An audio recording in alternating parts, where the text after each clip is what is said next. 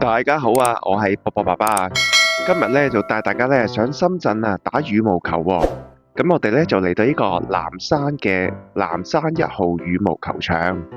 喺呢度咧地方真係好大啊！除咗有28個標準場之外咧，仲會有2個 VIP 場喎。最重要咧喺呢度有完善嘅空氣調節設備。大家有興趣嘅話，可以掃描翻佢個微信公眾號了解一下㗎。咁我哋而家就出發啦，帶大家嚟呢個南山1號羽毛球場。如果喺羅湖口岸過關嘅話呢，我哋可以由羅湖站乘搭1號線去到呢個桃園站，然後轉乘12號線去到呢個南頭古城站。如果喺福田口岸過關嘅話呢，我哋可以喺福田口岸乘搭10號線去到江夏北，然後轉乘11號線去到南山，再轉乘12號線去到南頭古城。如果喺蓮塘口岸過關嘅話呢，我哋可以乘搭28號線去到江夏北，然後轉乘11號線去到南山，再轉乘12號線去到南頭古城。如果喺深圳灣口岸過關嘅話呢，我哋可以喺深圳灣口岸站乘搭13號線去到後海，再轉乘11號線去到南山，再轉乘12號線去到南頭古城。中意我哋嘅短片呢，記得俾翻個 like 喎。覺得有用嘅話呢，可以分享俾你身邊嘅人。有咩意見呢，可以留言俾我哋。最緊要呢，記得訂閱我哋嘅頻道，咁就可以收到我哋頻道最新嘅資訊。我哋嚟到深圳地鐵12號線嘅南頭古城站，跟住之後我哋去揾 A 出口。咁 A 出口呢，就係去呢個南山大道東側。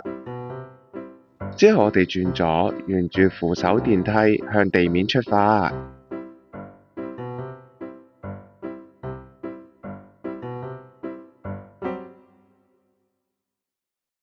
咁好快呢，我哋就會嚟到 A 出口嘅地面㗎啦。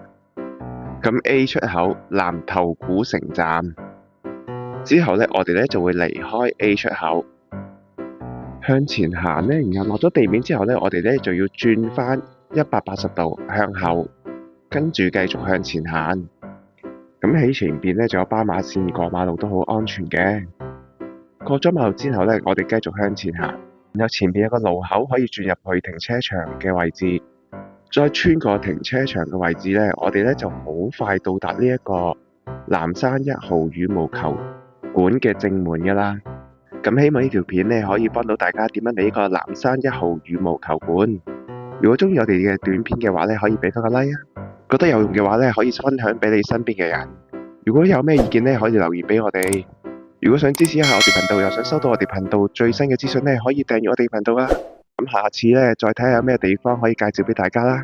咁好啦，下次再見啦，拜拜。